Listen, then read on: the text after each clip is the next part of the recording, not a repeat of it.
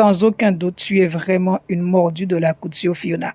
Elle m'a renvoyé sa base via WhatsApp en correction et voilà ce que ça a donné. Juste 2 petits points de correction au niveau de l'emmanchure, sinon, elle a très bien travaillé. Voilà ce qu'elle m'a envoyé et voilà la correction que je lui ai envoyée.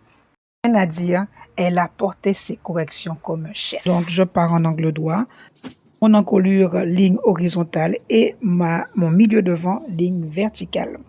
Hauteur taille devant, taille standard 44, donc je pose mes 44. À partir de mes 44 pour tout le monde, je vais remonter de 18 cm. Trace ma ligne de poitrine. Maintenant, je vais pouvoir faire du sur-mesure. Mon dos, il y avait 1 cm de moins, soit 39 cm. Si j'ai 1 cm de moins sur mon dos, je vais devoir mettre 1 cm de moins sur mon devant.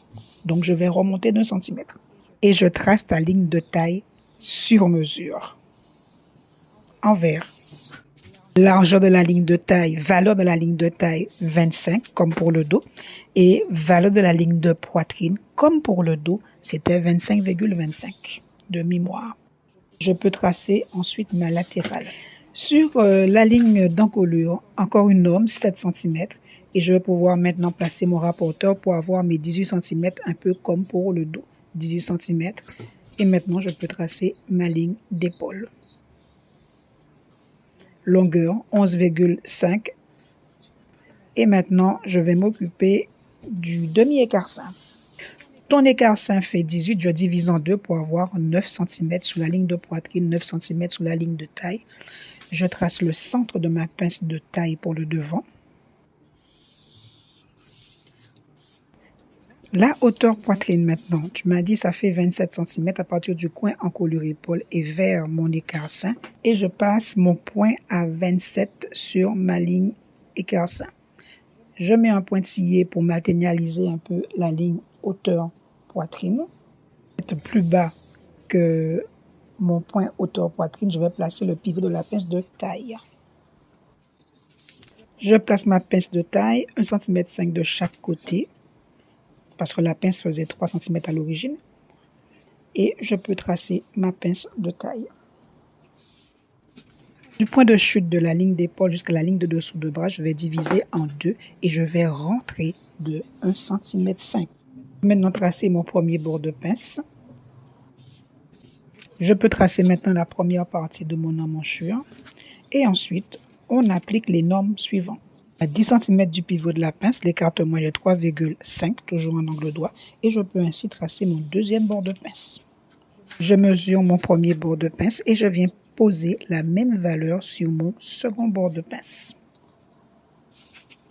Pour ajuster la pince et le reste de mon emmanchure, je vais tout simplement plier le papier et fermer la pince et venir tracer la forme de ma deuxième partie de mon emmanchure.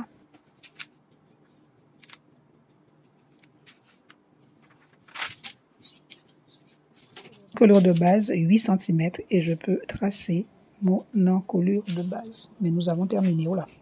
Nous avons 2 pinces. Quand on a une pince, il faut fermer la pince. Je prends l'exemple sur mon bout de tissu là. J'ai fermé ma pince pour avoir mon emmanchure. Il faut fermer pour avoir la forme de la poitrine. Et Fiona, si tu veux pas la pince d'emmanchure, on va la déplacer sur le côté. Mais la pince, si je laisse ouvert, je vais avoir une poche au niveau de la poitrine. Donc on va la déplacer. Je te montre comment déplacer la pince. Je trace une ligne là où je veux avoir ma pince. Et je vais couper sur cette ligne-là et l'un des 2 bords de la pince. Je fais le déplacement par découpage. Je découpe premier bord et je vais faire rentrer la pince en dessous du reste du bas de gabarit et automatiquement la pince s'est déplacée. Et la pince de poitrine va être transférée et tu n'auras aucune poche dans l'emmanchure. Et sur la prochaine vidéo, je vais te montrer comment faire cette petite manche simple. Je pense que c'est une manche chauve-souris. On verra bien. À bientôt!